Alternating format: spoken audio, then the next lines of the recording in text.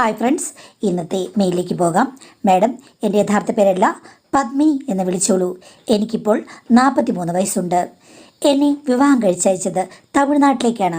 അതിന് കാരണം എൻ്റെ അച്ഛൻ പണ്ട് തമിഴ്നാട്ടിൽ ബിസിനസ് നടത്തുന്നുണ്ടായിരുന്നു. അതുകൊണ്ട് അവിടെയുള്ളൊരു ചെക്കനെയാണ് കണ്ടുപിടിച്ചത്. 20ാമത്തെ വയസ്സിൽ എൻ്റെ കല്യാണം നടന്നു. അറിയാത്തൊരാൾ. എനിക്ക് പ്രത്യേകിച്ച് ഭർത്താവിനോട് ഇഷ്ടമൊന്നും തോന്നിയില്ല. ഭാഷയും എനിക്ക് അന്യമായിരുന്നു. അവിടെ പോയി ഞാൻ ഒരു കണക്കിന് അഡ്ജസ്റ്റ് ചെയ്ത് ജീവിച്ചു എന്നേ ഉള്ളൂ. ഏകദേശം 3-4 വർഷത്തോളം എൻ്റെ ദാമ്പത്യ ജീവിതം ഉണ്ടായിരുന്നു. അത് കഴിഞ്ഞ ശേഷം അയാൾ പെട്ടെന്ന് മരണപ്പെട്ടു. അതോടുകൂടി വീടിനുള്ളിൽ നിന്ന് പുറത്തിറങ്ങാതെ എന്നോട് അവിടെ കഴിയാൻ ആവശ്യപ്പെട്ടു. അപ്പോഴേക്കും എനിക്ക് ഒരു മകനും ഉണ്ടായിക്കഴിഞ്ഞു. അവിടുത്തെ ചിട്ടവട്ടങ്ങളൊന്നും എനിക്ക് ഒട്ടും ഇഷ്ടമായില്ല.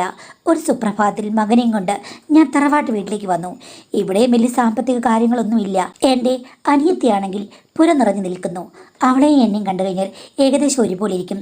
കാണാൻ അതീവ സുന്ദരികളാണ് രണ്ടുപേരും. ഇനി അനിയത്തിയുടെ കല്യാണം എങ്ങനെ നടക്കും എന്ന് പറഞ്ഞ് തർക്കമായി. ആ സമയത്ത് ഒന്നും ചെയ്യാനില്ലാതെ ഞാനാണെങ്കിൽ തെരുവിലേക്ക് കുഞ്ഞിനെ എടുത്ത് ഇറങ്ങുകയായിരുന്നു. ആ സമയത്ത് ഒരാൾ എന്നെ രക്ഷിച്ചു. അത് പ്രായമായ എൻ്റെ ഒരു സാറായിരുന്നു. അയാൾ എനിക്കൊരു അഭയം തന്നു. അയാളുടെ വീട്ടിലല്ല, അങ്ങേരുടെ ഒരു ബന്ധുവീട്ടിൽ ജോലിക്കാരിയായിട്ട്. ഞാൻ ആ വീട്ടിൽ ജോലിക്കാരിയായി നിന്ന് മാഡം. കുട്ടിയെ വളർത്താനുള്ള സൗകര്യവും അവിടെ ഉണ്ടായിരുന്നു. പ്രായമായ 2 പേര് മാത്രമായിരുന്നു അവിടെ ഉള്ളത്. ഒരച്ഛനും അമ്മയും. അവരെനിക്ക് അച്ഛനും അമ്മയും പോലെയായി. കുറേ നാൾ കഴിഞ്ഞപ്പോൾ എൻ്റെ അനിയത്തിയുടെയും കല്യാണം കഴിഞ്ഞു. പക്ഷേ ഇതിലും പ്രശ്നങ്ങളായിരുന്നു അവളുടെ ദാമ്പത്യത്തിൽ. അവളും 3-4 വർഷം മാത്രമേ ഭർത്താവിനോട് കഴിഞ്ഞുള്ളൂ. അത് കഴിഞ്ഞപ്പോഴേക്കും അവളും വീട്ടിലേക്ക് തിരിച്ചു വന്നു. ആ സമയത്തേക്ക് എൻ്റെ അച്ഛനും അമ്മയ്ക്കൊക്കെ പിന്നെയും പ്രശ്നങ്ങളായിരുന്നു. അവൾക്കും അവിടെ നിൽക്കാൻ വയ്യാത്ത ഒരു സാഹചര്യം. എന്നെ കണ്ടപ്പോൾ അവൾ കരഞ്ഞു. ആ സമയത്ത് ഞാൻ പറഞ്ഞു, ഒരു കാര്യം ചെയ്യാം മോളെ, ഈ വീടിനടുത്ത് ചെറിയൊരു വീടുണ്ട്. അവിടെ നമുക്ക് വാടകയ്ക്ക് 2 പേരും കൂടെ താമസിക്കാം. നിനക്ക് കുട്ടികളൊന്നുമില്ലല്ലോ, കുഞ്ഞിനെ നീ അങ്ങ് നോക്കിയാൽ മതി. അങ്ങനെ സിറ്റുവേഷൻസൊക്കെ ഞാൻ നിൽക്കുന്ന വീട്ടുകാരോട് പറഞ്ഞു. ഈ വീട്ടിൽ നിന്നും കാണാവുന്ന ദൂരത്തിലാണ് ആ വീട്. അവരുടെ സഹായത്തോടു കൂടി ആ വീട് വാടകയ്ക്കെടുത്ത് ഞങ്ങൾ അവിടെ കഴിഞ്ഞു. ചിലപ്പോഴൊക്കെ എനിക്ക് ഇവിടെ കഴിയേണ്ടി വരും. ആ സമയത്ത് ഞാൻ ഇവിടെ വന്ന് കിടക്കും. അവൾക്ക് തന്നെ താമസിക്കാൻ ഒരു പ്രശ്നവുമില്ല. പിന്നീട് അവൾ പഠിച്ചു. പക്ഷേ അവൾക്ക് കല്യാണം വേണമെന്നില്ലായിരുന്നു. മറ്റാരുമായിട്ടും യാതൊരു ബന്ധവുമില്ല. ഞാനും പിന്നീട് കല്യാണം കഴിക്കാൻ ആഗ്രഹിച്ചില്ല മാഡം. അങ്ങനെ ഞങ്ങൾ 2 പേരും കൂടി ആ വീട്ടിലാണ് ജീവിച്ചത്. പിന്നീട് പണമുണ്ടാക്കി ഞങ്ങൾ 2 പേരും കൂടി കുറച്ച് സ്ഥലം വാങ്ങിച്ചു. 2 പേർക്കും വെവ്വേറെ. എൻ്റെ പുരയിടത്തിലാണ് ചെറിയൊരു വീട് വെച്ചത്. അവിടെ ഞങ്ങൾ ജീവിക്കാൻ ആരംഭിച്ചു. അവൾക്ക് ഒരു ജോലി വേണം. അവൾ പഠിച്ചവളാണ്. എന്നേക്കാൾ കൂടുതൽ പഠിച്ചു. അങ്ങനെ ജോലിക്കായി കാത്തു നടന്നു. പക്ഷേ ഒരിടത്തൊന്നും കിട്ടിയില്ല. ആ സമയത്താണ് ഒരാൾ പറഞ്ഞത്, സൊസൈറ്റിയിൽ ജോലിയുണ്ട്, കയറിക്കഴിഞ്ഞാൽ പെർമനൻ്റ് ആകുമെന്ന്. അപ്പോൾ അവൾ എന്നോട് പറഞ്ഞു, ചേച്ചി ഞാനൊന്ന് പോയിട്ട് വരട്ടെ എന്ന്. പോയിട്ട് വന്നപ്പോൾ അവൾ വളരെ വിഷമത്തോടുകൂടിയാണ് വന്നത്. ഞാൻ ചോദിച്ചു എന്ത് പറ്റിയെന്ന്. അപ്പോൾ അവിടെ ഇൻ്റർവ്യൂ ബോർഡിലുണ്ടായിരുന്ന ആൾക്കാരിൽ 2 പേര് പറഞ്ഞെന്ന് 1 ലക്ഷം രൂപ കൊടുക്കണമെന്നും. അവൾ പറഞ്ഞു 1 ലക്ഷമൊന്നും ഞങ്ങളുടെ കയ്യിലില്ല, പാവങ്ങളാണെന്നും. അപ്പോൾ അയാൾ പറഞ്ഞെന്ന്, കയ്യിൽ മറ്റു പലതുമുണ്ടല്ലോ, അത് 2-3 പേർക്ക് ദാനമായി നൽകേണ്ടി വരും, എങ്കിൽ ഈ ജോലി പെട്ടെന്ന് സ്ഥിരപ്പെടുമെന്ന് പറഞ്ഞു. അവൾക്ക് കാര്യം മനസ്സിലായി. അവൾ അവിടെ വിഷമത്തോടുകൂടി ഇറങ്ങിപ്പോന്നു. എന്നോട് കാര്യങ്ങൾ പറഞ്ഞു കഴിഞ്ഞപ്പോൾ ഞാനും ഞെട്ടിപ്പോയി. ദൈവമേ, എന്ത് ചെയ്യും? 1 ലക്ഷം രൂപ കൊടുക്കാൻ അന്നത്തെ കാലത്ത് കയ്യിലുണ്ടോ മാഡം? വല്ലാത്തൊരവസ്ഥ തന്നെ. പിന്നെ അവർ പറഞ്ഞ മറ്റു കാര്യങ്ങൾ, ഒരു ഭർത്താവ് പോലും വേണ്ട എന്ന് വിചാരിച്ചിരിക്കുന്ന ഞങ്ങൾക്ക് ഇനിയിപ്പോൾ 3-4 പേരെ അവൾ റിസീവ് ചെയ്യുന്ന കാര്യം അംഗീകരിക്കാൻ ഒട്ടും താല്പര്യമില്ലായിരുന്നു. അങ്ങനെയുള്ള വഴിയിലേക്ക് പോയി കഴിഞ്ഞാൽ പിന്നെ അവിടേക്ക് വീണു പോകും എന്നുള്ളതാണ് പ്രധാന കാര്യം. 2 ദിവസം കഴിഞ്ഞപ്പോൾ രാത്രിയിൽ അവൾ എന്നോട് പറഞ്ഞു, ചേച്ചി ഇത് നല്ല ഒരു ഓപ്പർച്യൂണിറ്റിയാണെന്ന്. ഞാൻ പറഞ്ഞു, പെണ്ണെ നിനക്കെന്താ വട്ടാണോ? 3 പേരുടെ കൈ മറിഞ്ഞു വരുമ്പോൾ കരിമ്പിൻ ചട്ടി പോലെയാകും മോളെ, നിന്നെക്കൊണ്ട് അത് പറ്റില്ലെന്ന് പറഞ്ഞു. അപ്പോൾ അവൾ എന്നോട് ചേർന്നിരുന്നുകൊണ്ട് പറഞ്ഞു, എൻ്റെ ചേച്ചി കല്യാണം കഴിഞ്ഞിട്ട് അയാളുടെ നിർബന്ധത്തിൽ 10-ലധികം മീറ്റിങ്ങുകൾ അറ്റൻഡ് ചെയ്ത എനിക്ക് ഈ 3 നിസ്സാരമാണെന്ന് തോന്നുന്നു. നീ എന്താ പറഞ്ഞത്? നിൻ്റെ ഭർത്താവിനൊരു കഴിവുമില്ല, അയാൾ നിന്നെ ഉപദ്രവിക്കുകയാണ്, കള്ളകുടിയനാണെന്ന് പറഞ്ഞല്ലേ നീ അവിടുന്ന് പോകുന്നത്? അങ്ങനെയല്ലേ എന്നോടും പറഞ്ഞത്? അത് കുറച്ച് ശരിയാണ്, പക്ഷെ നീ ഉപദ്രവിക്കല്ല. ഇതാണ് അയാൾക്ക് ഒന്നിനും വയ്യ. അയാളുടെ കൂട്ടുകാർ അതേപോലെ മറ്റു പലരുമായിട്ട് മീറ്റപ്പ് ചെയ്തിട്ട് അത് കണ്ട് രസിക്കുകയാണ് അങ്ങേർക്കിഷ്ടം. അതും അഡ്ജസ്റ്റ് ചെയ്യാൻ ഞാൻ വിചാരിച്ചതാണ്. പക്ഷേ അത് നമുക്കിഷ്ടമില്ലാത്തപ്പോഴും തുടർന്നപ്പോഴാണ് എനിക്ക് അവിടെ നിൽക്കാൻ വയ്യാതെ ഞാൻ ഇറങ്ങിപ്പോന്നത് എന്ന് പറഞ്ഞു. ഞാനത് കേട്ട് അമ്പരന്ന് പോയി. അന്നത്തെ കാലത്ത് അത്രയും മോഡേണുള്ള ആൾക്കാരൊക്കെ വളരെ കുറവാണ്. ഇപ്പോഴാണല്ലോ ഇത്തരം കുതന്ത്രങ്ങളൊക്കെ നമ്മൾ കേട്ടു തുടങ്ങിയത്. പക്ഷേ എങ്കിലും അവളുടെ കഥ കേട്ട് എനിക്ക് നല്ല ഞെട്ടലുണ്ടായി. നീ ഉള്ളതാണോ പറഞ്ഞത്, അതോ വല്ല ആ പ്രസിദ്ധീകരണങ്ങളിലെയും കഥ നീ അനുകരിക്കുകയാണോന്ന്? അല്ല ചേച്ചി, 10-11 പേരായി, പിന്നെ ഭർത്താവും. അങ്ങേർക്ക് താല്പര്യമില്ല. ആദ്യത്തെ 1-2 ആഴ്ച, അത് കഴിഞ്ഞപ്പോൾ മറ്റുള്ളവർ മാത്രമായിരുന്നു എന്ന് പറഞ്ഞു. ഞാൻ പിന്നെ ഒന്നും മിണ്ടിയില്ല. ആ സമയത്ത് എനിക്ക് തല മരവിച്ചു പോയി. പിറ്റേ ദിവസം ഞാൻ അവളോട് പറഞ്ഞു, അങ്ങനെയാണെങ്കിൽ പിന്നെ മോളെ നിനക്ക് താങ്ങാൻ പറ്റുമെങ്കിൽ സ്ഥിരം ജോലി കിട്ടുകയാണെങ്കിൽ പ്രശ്നമില്ല എന്ന് എൻ്റെ നല്ല വായിൽ ഞാനങ്ങ് പറഞ്ഞു പോയി. ഒരു സഹോദരി എന്ന നിലയ്ക്ക് ആത്മാഭിമാനം മുറുകെ പിടിക്കണം. നീ ഇതിനൊന്നും പോകരുത്. നീ വേണമെങ്കിൽ വേറൊരു കല്യാണം കഴിക്കൂ. ഇത് പറ്റുമെങ്കിൽ വേറൊരു കല്യാണം പറ്റില്ലേ, നല്ലൊരു കുടുംബജീവിതം കിട്ടും എന്ന് പറയേണ്ടതായിരുന്നു. പക്ഷേ ഞാൻ പറഞ്ഞത് എങ്കിൽ നീ ട്രൈ ചെയ്യൂ എന്നാണ്. എന്തിനങ്ങനെ പറഞ്ഞെന്നറിയില്ല മാഡം. ചെറുപ്പത്തിൻ്റെ ഒരു വിവരക്കേടായിരിക്കാം. എന്തായാലും അവൾ ട്രൈ ചെയ്യാൻ ഇറങ്ങി. അവൾ ഇത്രയും ധൈര്യവതിയാണെന്ന് എനിക്കറിയില്ലായിരുന്നു. തോന്നുന്ന സമയത്തിന് പോയി തോന്നുന്ന സമയത്ത് തിരിച്ചു വരും. അങ്ങനെയായിരുന്നു പിന്നീടുള്ള 10-40 ദിവസം. എന്തായാലും ഞാൻ ചോദിച്ചു, മോളെ കുഴപ്പമുണ്ടോയെന്ന്. ഇല്ല, 3 പേര് പാവങ്ങളാണ്, അവരെ മാനേജ് ചെയ്യാൻ എളുപ്പമാണ് എന്നവൾ ഉത്സാഹത്തോടുകൂടി പറഞ്ഞു. എനിക്ക് ചില സമയത്ത് ഓർത്തപ്പോൾ വിഷമം തോന്നി, നാണക്കേട് തോന്നി, ചില സമയത്ത് അസൂയയും തോന്നി. ഒരു ജോലി കിട്ടാൻ വേണ്ടിയിട്ട് 3 പുരുഷന്മാർ, അവർ സുന്ദരന്മാരാകുമോ എനിക്കറിയില്ല, ചെറുപ്പക്കാരാകുമോ അറിയില്ല, അവർ എങ്ങനെയുള്ളവരായിരിക്കും, ഇങ്ങനെ പല ഡീറ്റെയിൽസും എനിക്ക് അവളോട് ചോദിക്കണമെന്നുണ്ടായിരുന്നു. എങ്കിലും നാണക്കേട് കൊണ്ട് ഞാൻ ചോദിച്ചില്ല മാഡം. 10-45 ദിവസം കഴിഞ്ഞപ്പോഴേക്കും അവൾക്ക് ജോലി കിട്ടി മാഡം. പിന്നീട് അവൾ അതിൽ ബിസിയായി. ഒരുമാതിരി സാലറിയുമുണ്ട്. അന്നത്തെ കാലത്ത് അത് സ്വപ്നതുല്യമായ ഒരു ജീവിതമായിരുന്നു. വരുമാനം കൂടിക്കൂടി വന്നു. ഞാൻ പറഞ്ഞെടി, സാലറി കിട്ടുന്നത് മാത്രമാണോ എന്ന് ചോദിച്ചപ്പോൾ അവൾ പറഞ്ഞു, പിന്നെ 3 പേര് ആദ്യം എന്നെ ഒന്ന് പിഴിഞ്ഞു, ഇനി അവരെ പിഴിയണ്ടേ, അല്ലെങ്കിലും അതിലും വലിയ ആളുകളെ എനിക്ക് നോട്ടമുണ്ട് എന്ന് പറഞ്ഞാണ് ഇറങ്ങിയത്. അവൾ വഴിതെറ്റി പോവുകയാണെന്ന് എനിക്കറിയാം. ഞാൻ പറഞ്ഞു, മോളെ ജോലിക്ക് വേണ്ടി നമ്മൾ വഴിതെറ്റി. അപ്പോൾ അവൾ പറഞ്ഞു, വഴിതെറ്റുന്നതാണ് ചേച്ചി ഏറ്റവും നല്ലത്. ആനുകൂല്യങ്ങൾ തരാൻ വേണ്ടിയിട്ട് പലരും കാത്തു നിൽക്കുകയാണ്. എനിക്ക് ചേച്ചിക്കും സൗന്ദര്യമുണ്ട്. ഒരാണിൻ്റെ കീഴിൽ അയാളുടെ അടിയും തൊഴിയുമേറ്റ് അയാൾക്ക് പാചകം ചെയ്ത് കൊടുത്ത് കഷ്ടപ്പെടുന്നതിനേക്കാൾ എത്രയോ നല്ലതാണ് നമ്മൾ ഈ വഴി തിരഞ്ഞെടുക്കുന്നത്. ഞാൻ പറഞ്ഞു, ശരിയല്ല, എനിക്ക് പറ്റില്ലെന്ന്. അപ്പോൾ അവൾ എന്നോട് പറഞ്ഞു, ചേച്ചിക്ക് വയ്യെങ്കിൽ പോകണ്ട, ചേച്ചി മറ്റുള്ളവരുടെ ചിൽപാത്രങ്ങൾ കഴുകി നടന്നോളൂ. എനിക്ക് വേറെ പല മോഹങ്ങളും ആഗ്രഹങ്ങളുമുണ്ട്. എന്തായാലും അതിൽ കല്യാണമില്ല എന്ന് പറഞ്ഞു പോയി മാഡം. പിന്നീട് അവളുടെ താണ്ഡവുമായിരുന്നു ഞങ്ങളുടെ ജീവിതം. കാരണം കണക്കറ്റ് പണമാണ് വീട്ടിലേക്ക് കൊണ്ടുവരുന്നത്. പലപ്പോഴും ഇറങ്ങിപ്പോയി കഴിഞ്ഞാൽ 1-2 ദിവസം കഴിഞ്ഞിട്ടാണ് വരുന്നത്. എവിടെന്ന് ചോദിക്കാൻ പാടില്ല. ചോദിച്ചാൽ ഷൗട്ട് ചെയ്യും. പിന്നെ മാഡം, എൻ്റെ മകന് അവളോട് വളരെ അറ്റാച്ച്മെൻ്റാണ്. എന്നേക്കാൾ കൂടുതൽ അവളെയാണ് ഇഷ്ടം. അനുസരിക്കുന്നതും അവളെയാണ്. അവൾ വരുന്നത് നോക്കിയിരിക്കും. അവന് വേണ്ടിയിട്ട് എന്ത് ത്യാഗം വേണമെങ്കിലും അവൾ ചെയ്യും. ഏറ്റവും നല്ല സ്കൂളിലാണ് അവനെ ചേർത്തത്. അവന് വേണ്ട എല്ലാ കാര്യങ്ങളും അവളാണ് നിർവഹിക്കുന്നത്. എൻ്റെ മകനെ അവൻ്റെ അച്ഛൻ പോലും ഉണ്ടായിരുന്നെങ്കിൽ ഇത്ര നന്നായി വളർത്തില്ല. അതോടുകൂടി പിന്നെ എനിക്കൊന്നും പറയാൻ പറ്റില്ലല്ലോ. എൻ്റെ നാവ് ഒടിഞ്ഞുപോയെന്ന് പറയാം. അവളുടെ നിയന്ത്രണത്തിലായിരുന്നു ഞങ്ങൾ പിന്നീട് ജീവിച്ചത്. എൻ്റെ മകന് എല്ലാ സ്വാതന്ത്ര്യവും അവൾ കൊടുത്തിരുന്നു. അവൻ വലിയ സമ്പന്ന വീട്ടിലെ കുട്ടികളെ പോലെയാണ് നടന്നിരുന്നത്. അതൊക്കെ എനിക്ക് അഭിമാനമാണെങ്കിലും അതിന് പിന്നിൽ ഇവൾ കാട്ടിക്കൂട്ടുന്ന പേക്കൂത്തുകൾ എനിക്ക് ഇഷ്ടമല്ലായിരുന്നു. ഇടയ്ക്ക് ഞാൻ പറഞ്ഞു കഴിഞ്ഞാൽ അവൾ എൻ്റെ തല ചാടി പറിക്കും. എനിക്ക് അവളെ സത്യം പറഞ്ഞാൽ ഇത്തിരി പേടിയായിരുന്നു. എങ്കിലും കുറേ വർഷം കഴിഞ്ഞപ്പോഴില്ലേ അവൾ തന്നെ മുൻകൈ എടുത്ത് എനിക്ക് വേറെ ജോലി ഒപ്പിച്ചു തന്നു. ഒരു സഹകരണ സ്ഥാപനത്തിൽ തന്നെയാണ്. എനിക്കും അത് സ്ഥിരമായി. എന്നിട്ട് എന്നോട് പറഞ്ഞു, ഇപ്പം കുറച്ച് സാലറി കിട്ടുമല്ലോ, അടങ്ങി ഒതുങ്ങി കഴിയേ, ഇനി ഉദ്യോഗസ്ഥയല്ലേ, അതിൻ്റെ പത്രാസ് നടക്ക്, ആണുങ്ങൾ വേണ്ടെങ്കിൽ വേണ്ട, പക്ഷേ എന്നെ ഭരിക്കാൻ വരില്ലെന്ന് ഇടയ്ക്കിടയ്ക്ക് പറയും. പിന്നെ ഞാൻ പുറത്തു എന്തൊക്കെയാണെന്ന് പറഞ്ഞാലും വീട്ടിലേക്ക് എല്ലാ കാര്യങ്ങളും നോക്കുന്നത് അവളാണ്. വീട്ടു ചെലവിന് ഒരു 5 പൈസ മുടക്കണ്ട. വലിയ സൂപ്പർ മാർക്കറ്റിൽ പോയിട്ട് അവൾ ലോഡ് കണക്കിന് സാധനങ്ങളാണ് കൊണ്ടിടുന്നത്. മകൻ്റെ കാര്യത്തിന് എനിക്ക് ഒരു ചിന്തയും വേണ്ട. എല്ലാം അവളാണ് നോക്കുന്നത്. ഞാൻ എന്തെങ്കിലും മുൻകൈ എടുത്തു കഴിഞ്ഞാൽ അവൾ പറയും, വേണ്ട, അതൊന്നും ചേച്ചിക്ക് നോക്കി ചെയ്യാൻ അറിയില്ല, ഞാൻ നോക്കിക്കൊള്ളാമെന്ന്. ചെക്കനാണെങ്കിലേ മാഡം അവളെ മാത്രം മതി. ഞാൻ പറഞ്ഞാലൊന്നും ചെക്കൻ വകവയ്ക്കില്ല. അവൾ ഒരു വാക്ക് പറഞ്ഞാൽ അവൻ അവിടെ നിൽക്കും. എന്ത് ചെയ്യാനാണ്? ഞാനൊരു ബലഹീനയായി പോയില്ലേ. എൻ്റെ ജോലി നോക്കി ഞാൻ മുന്നോട്ട് പോയി. ചെക്കൻ വളർന്നു വരുന്നതനുസരിച്ചിട്ട് അവൻ്റെ സൗന്ദര്യവും മെച്ചപ്പെടാൻ തുടങ്ങി. അതുമാത്രമല്ല, അവൾ വളരെ ചെറുപ്പത്തിൽ തന്നെ അവനെ ജിമ്മിലൊക്കെ പോകാൻ പരിശീലിപ്പിക്കുകയും സുന്ദര കുട്ടപ്പനായിട്ടിരിക്കാൻ നിർബന്ധിക്കുകയും പെണ്ണുങ്ങളെയൊക്കെ അട്രാക്റ്റ് ചെയ്യുന്ന രീതിയിൽ വാഹനങ്ങളും മറ്റും ഓടിച്ച് രസിക്കാനും എല്ലാം വേണ്ട സൗകര്യം വളരെ ചെറുപ്പത്തിൽ ചെയ്തു കൊടുത്തു. ഞങ്ങളോട് പറഞ്ഞു അങ്ങനെ ചെയ്യരുത്, പ്രായപൂർത്തിയാകട്ടെ എന്ന്. അപ്പോൾ അവൾ പറഞ്ഞു പിന്നെ പ്രായപൂർത്തി, അവനൊരു ആൺകുട്ടിയാണ്, അവൻ ചുണക്കുട്ടിയായിട്ട് വളരട്ടെ എന്ന് പറഞ്ഞാണ് അവൾ എല്ലാ സ്വാതന്ത്ര്യവും ചെക്കനും ചെയ്തു കൊടുക്കുന്നത്. എന്ത് ചെയ്യാനാണ് മാഡം? പിന്നെ എൻ്റെ അനിയത്തിയാണെങ്കിൽ അന്നത്തെ കാലത്ത് തന്നെ സുന്ദരിയാണ്. അവൾ അന്ന് ബ്യൂട്ടി പാർലറൊക്കെ പോയി ഏറ്റവും സൗന്ദര്യം മെയിൻറ്റെയിൻ ചെയ്യുകയാണ്. ഇപ്പോഴും അവളെ കണ്ടു കഴിഞ്ഞാൽ എൻ്റെ മകളാണെന്ന് പറയും, അത്രയും സൗന്ദര്യമാണ്. പിന്നെ ചെക്കൻ ഒരു +2 ആയപ്പോഴേക്കും 2 പേരും കൂടാണ് ജിമ്മിൽ പോകുന്നത്. അങ്ങനെ ഇപ്പോഴും അവൾ മോഡലായിട്ടും മറ്റും പോകാൻ പാകത്തിൽ നിൽക്കുകയാണ് മാഡം. അവളെ മിക്കവാറും ആളുകൾക്കറിയാം. അവൾക്ക് ഇപ്പോൾ ഉയർന്ന പൊസിഷനുണ്ട്.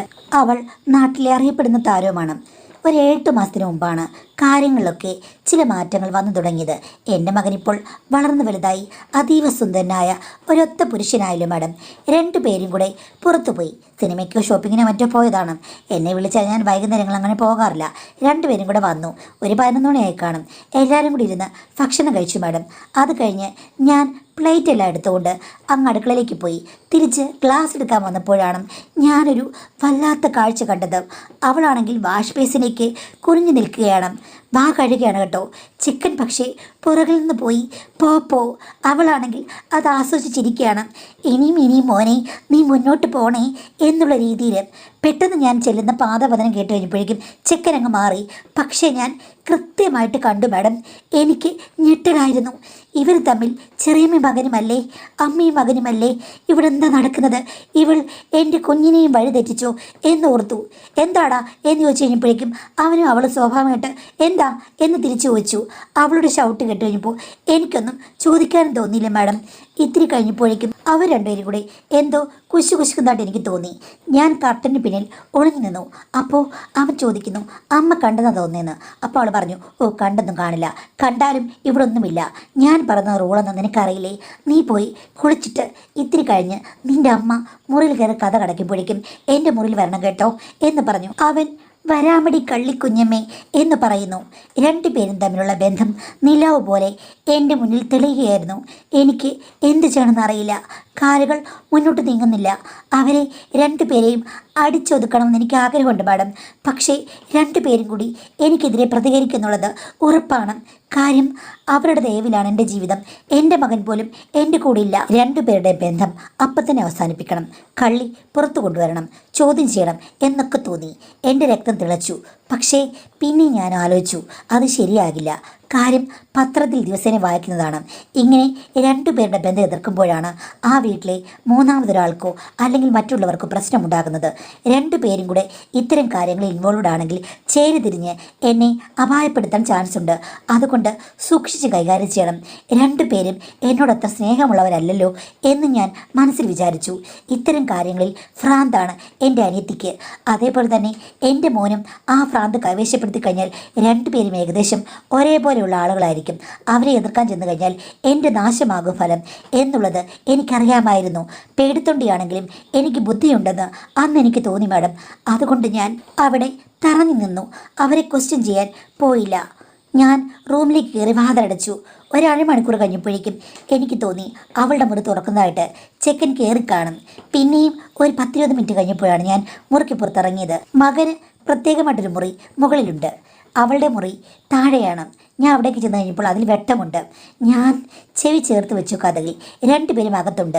എന്തൊക്കെയോ തട്ടലോ മുട്ടലോ ഒക്കെ കേൾക്കുന്നു. ഇടയ്ക്ക് ചില കുശൂശിപ്പുകളുമുണ്ട്. എനിക്ക് പക്ഷേ വ്യക്തമായിട്ട് കേൾക്കാൻ പറ്റുന്നില്ല. കുറേ നേരം നിന്നിട്ടും എന്തൊക്കെയാണ് സംസാരിക്കുന്നതെന്ന് പിടി കിട്ടുന്നില്ല. സംസാരം തുടങ്ങിയിട്ടേ ഉള്ളൂ. എന്തായാലും ആക്ഷൻസ് ഒന്നുമല്ല അവിടെ നടക്കുന്നത്, സംസാരമാണ്. മർമ്മപ്രധാനമായ കാര്യങ്ങൾ ഒക്കെ സംസാരിക്കുന്നുണ്ട്. എന്തായിരിക്കും അവർ പറയുക? ആകാംക്ഷ മൂത്ത് ഞാൻ പതുക്കെ അടുക്കള വശത്തൂടെ പുറത്തിറങ്ങി അവളുടെ ജനലിൻ്റെ അടുത്ത് ചെന്ന് ചെവി ചേർത്ത് വെച്ചു. ഇപ്പോൾ കേൾക്കാം. കാര്യം ഈ ഭാഗത്താണ് തലയിരിക്കുന്നത്. 2 പേരും കൂടെ സംസാരിക്കുന്നത് എനിക്ക് പുറത്ത് നിന്ന് ജനലിൻ്റെ അവിടെ കാത് വെച്ച് കഴിഞ്ഞാൽ കേൾക്കാം. അപ്പോൾ അവൻ ചോദിക്കുന്നു കുഞ്ഞമ്മ അയാളെ കല്യാണം കഴിക്കുമെന്ന്. അപ്പോൾ എൻ്റെ അനിയത്തി പറയാണ് കല്യാണം കഴിക്കാനോ? നിനക്ക് എന്താ കുഴപ്പം? നീ എന്താ ഇങ്ങനെയൊക്കെ ചോദിക്കുന്നത്? അല്ല ഈ അടുത്ത കാലത്തായിട്ട് അയാളുമായിട്ട് സ്നേഹമാണല്ലോ എന്ന്. എടാ മണ്ടൻ കുട്ട, സ്നേഹം പ്രകടിപ്പിക്കാതെ ക്യാഷ് കിട്ടുമോ? അത് നീ പറഞ്ഞില്ലേടാ, കാനഡ പോകണമെന്നോ അമേരിക്കയിൽ പോകണമെന്നോ? അതിന് എത്ര ലക്ഷ്യം വേണമെന്ന് എനിക്കറിയാമോ? അതിനു വേണ്ടിയിട്ടാണ്. അയാൾക്ക് പണം അളവറ്റുണ്ട്. നമ്മൾ സ്നേഹം പ്രകടിപ്പിച്ചു കഴിഞ്ഞാൽ അള്ളി അള്ളിത്തരും. അപ്പോൾ അവൻ പറഞ്ഞു, എന്നാലും കുഞ്ഞുമ്മ എപ്പോഴും അയാളോട് ഭയങ്കര രീതിയിൽ ഭർത്താവിനെ പോലെ സംസാരിക്കുന്നതൊന്നും എനിക്കിഷ്ടമല്ലെന്ന്. ചീ, അയാൾ എൻ്റെ ഭർത്താവൊന്നുമല്ല. എൻ്റെ ഭർത്താവ് ആരാ? എൻ്റെ തങ്കക്കുട്ടനല്ലേ? നീയല്ലാതെ എനിക്ക് വേറെ ആരാടാ ഉള്ളത്? നിന്നെ ഞാൻ കല്യാണം പോലും കഴിപ്പിക്കില്ല. അമേരിക്ക വിട്ട് കഴിഞ്ഞാൽ കുഞ്ഞമ്മയും കൂടെ വരും. അങ്ങനെ വരാൻ പറ്റുമോ കുഞ്ഞമ്മേ? വന്നില്ലെങ്കിൽ ഞാൻ കാശുണ്ടാക്കി അവിടെ വരും. എൻ്റെ പൊന്നിൻ്റെ ഇഷ്ടങ്ങളിൽ എനിക്ക് വലുത് എൻ്റെ കുഞ്ഞാണ്, എൻ്റെ ഭർത്താവ്. അതിൽ കവിഞ്ഞ് എനിക്ക് വേറൊരു ഭർത്താവുമില്ല എന്ന് പറയുന്നു. നിനക്ക് എന്താടാ ഇന്ന് ഇത്തരം ക്വസ്റ്റ്യൻ ചെയ്യൽ? എൻ്റെ പൊന്നോട് ഞാൻ ഒരു കാര്യം പറയാം, അസൂയപ്പെടരുത്. അസൂയപ്പെട്ട് കഴിഞ്ഞാൽ നമുക്കൊരിക്കലും ലക്ഷ്യങ്ങൾ എത്തിപ്പിടിക്കാൻ പറ്റില്ല. നമ്മുടെ ലക്ഷ്യങ്ങളാണ്. അത് വേണ്ട കൂട്ട. എന്തിനാടാ നീ ഇങ്ങനെ തണുപ്പൻ മട്ടിലൂടെ വർത്തമാനങ്ങൾ പറഞ്ഞത്? കുഞ്ഞമ്മയ്ക്ക് നീ ഇന്ന് കണിക്കാഴ്ച നൽകില്ലേടാ? എന്തിനാടാ? തുടങ്ങട മോനി എന്നൊക്കെ പറയുന്നു. അപ്പോൾ അവൻ പറയുന്നു, എൻ്റെ മൈൻഡ് ശരിയില്ലെന്ന്. മൈൻഡ് ശരിയാക്കി തരാം.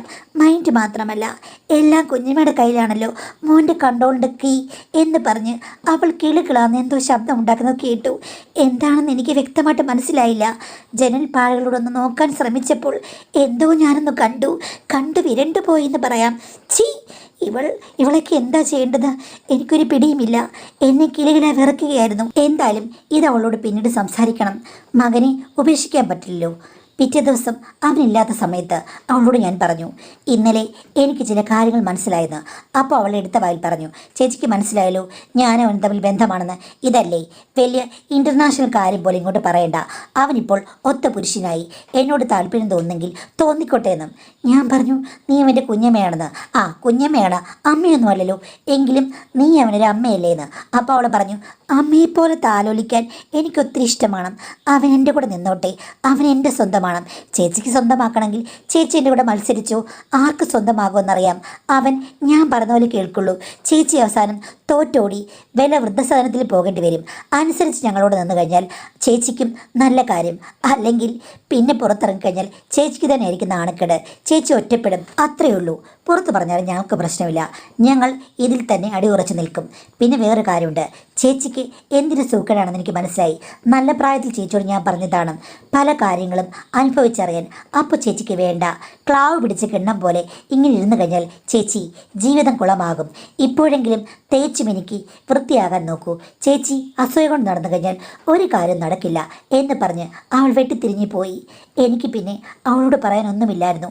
ആയുധം വെച്ച് കീഴടങ്ങുകയാണ്. പിന്നെ ഞാൻ 2-3 വട്ടം പറഞ്ഞു കഴിഞ്ഞപ്പോഴേക്കും അവൾ പറഞ്ഞു, അസൂയാണ്. ചേച്ചി എന്തിനാണ് വെറുതെ എന്നെ കുറ്റം പറഞ്ഞത്? ചേച്ചി മോനോട് നടത്തി നോക്കൂ, ചേച്ചിക്കും കാര്യങ്ങൾ നടക്കുമെന്ന്. ഞാൻ അവളെ അടിക്കാൻ ചെന്നു.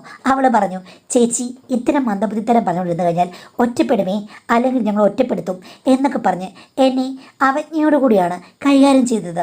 പിന്നീട് ഒരു ദിവസമില്ലേ മാഡം, രാത്രിയായി കഴിഞ്ഞപ്പോഴേക്കും അവൾ കുറച്ച് വൈൻ കൊണ്ടുവന്നു. എന്നോട് പറഞ്ഞത് അവളുടെ കൂട്ടുകാരി ഉണ്ടാക്കിയതാണ്. ഇതിൽ യാതൊരു ലഹരിയുമില്ലെന്നാണ്. എനിക്കിത്തിരി ഒഴിച്ചു തന്നു. അവനും കുടിച്ചു. നല്ല രുചിയായതുകൊണ്ട് ഞാൻ ഇത്തിരി ഏറെ കഴിച്ചു മാഡം. ഇത്തിരി കഴിഞ്ഞപ്പോൾ എനിക്ക് മനസ്സിലായി അതിന് ലഹരി ഉള്ളതാണെന്നും. ലഹരി ഉണ്ടല്ലോ എന്ന് പറഞ്ഞപ്പോഴേക്കും അവളും മോനും കൂടെ ചിരിച്ചു.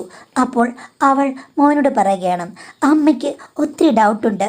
ക്ലാവ് പിടിച്ച കിണ്ണം വൃത്തിയാക്കുന്നത് എങ്ങനെയാണെന്ന് മോനൊന്ന് ഡെമോൺസ്ട്രേറ്റ് ചെയ്യാമോ കുട്ട എന്ന് ചോദിക്കുന്നു. എനിക്കാണെങ്കിൽ ഉള്ളിൽ നല്ല ഭയമുണ്ട്, ഉള്ളിൽ അറിവുമുണ്ട്. പക്ഷേ കസേരയിൽ നിന്ന് അനങ്ങാൻ പറ്റുന്നില്ല. എൻ്റെ മകനല്ലെന്ന് തോന്നി. അവൻ അവളുടെ ആജ്ഞ അനുസരിക്കുന്ന ഒരു യുവാവ് മാത്രമാണ്. ചിക്കൻ വന്ന് എന്നോട് പെരുമാറിയത് എനിക്കിവിടെ വിരിക്കാൻ പറ്റില്ല. എൻ്റെ ഉള്ളിൽ വല്ലാത്ത പ്രശ്നങ്ങളുണ്ടായിരുന്നു.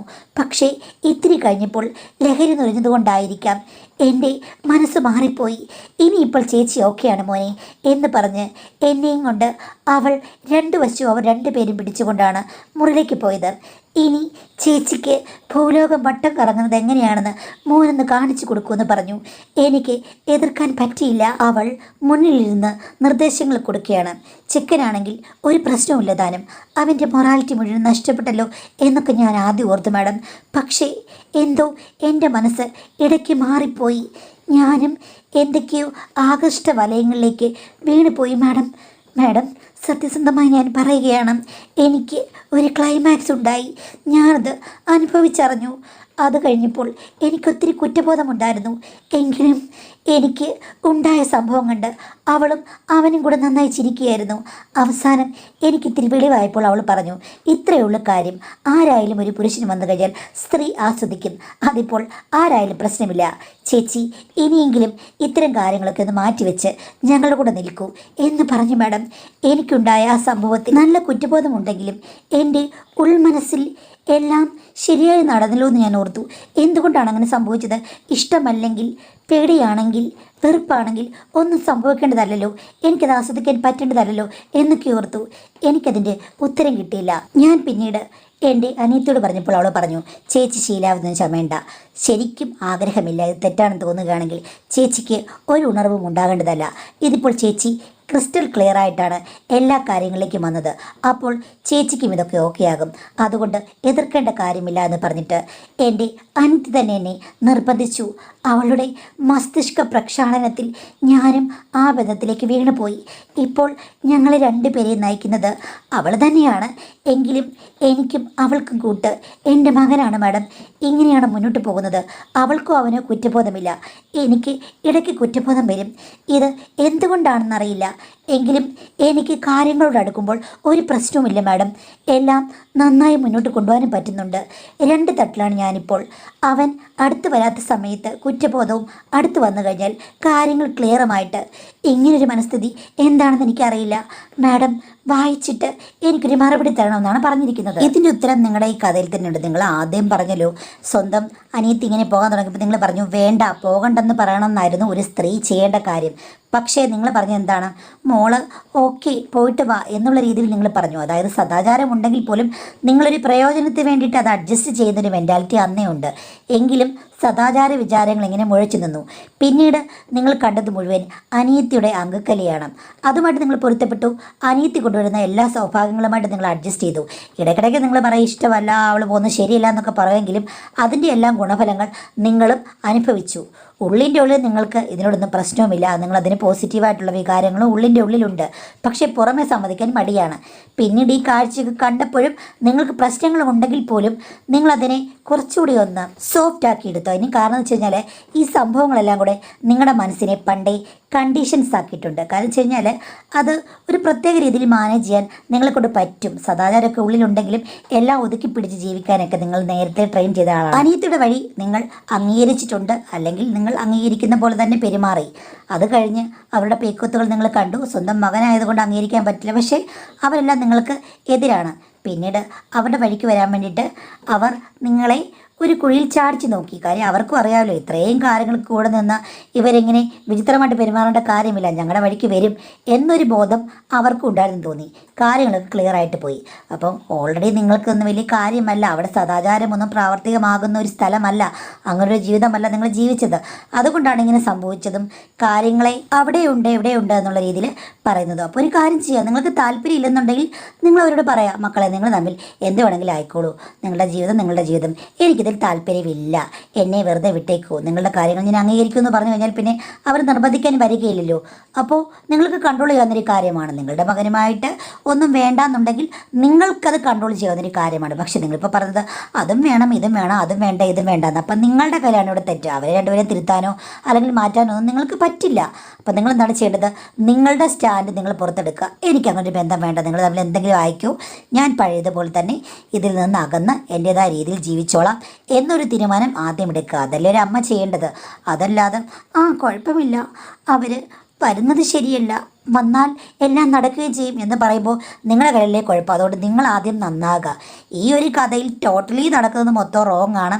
അപ്പോൾ ഈ പാത്തിലേക്ക് നിങ്ങൾ പോകലെന്നെങ്കിലും പറയാനേ എനിക്ക് പറ്റുകയുള്ളൂ. എന്തായാലും നിങ്ങളാദ്യം നന്നാവുക. നിങ്ങളുടെ മനസ്സിനെ നിങ്ങൾ നിയന്ത്രിക്കുക. മറ്റു രണ്ടുപേരെ നിയന്ത്രിക്കാൻ പറ്റില്ലെങ്കിൽ അവരുടെ പാട്ടിന് വിടുക. വെറുതെ പ്രശ്നങ്ങൾ ഉണ്ടാകണ്ട, അവരെന്തെങ്കിലും കാണിച്ചോട്ടെ. ഇനി അതും വേണം ഇതും വേണമെന്നാണെങ്കിൽ ഓക്കെ, അങ്ങനെയാണെങ്കിൽ അതിൽ സദാചാരമോ അല്ലെങ്കിൽ പ്രശ്നങ്ങളോ ഒന്നും പറയരുത്. ആരോടും പറയാതെ മുന്നോട്ട് പോവുക. എന്തെങ്കിലും വന്നു കഴിഞ്ഞാൽ ഇത് അനുഭവിക്കുക, അത്രയേ ഉള്ളൂ. അപ്പോൾ അതിനെ രഹസ്യമായിട്ട് മാനേജ് ചെയ്യുക. ഇതല്ലാതെ വേറെന്ത് പോകാൻ വഴിയാണ് ഇതിനുള്ളത്?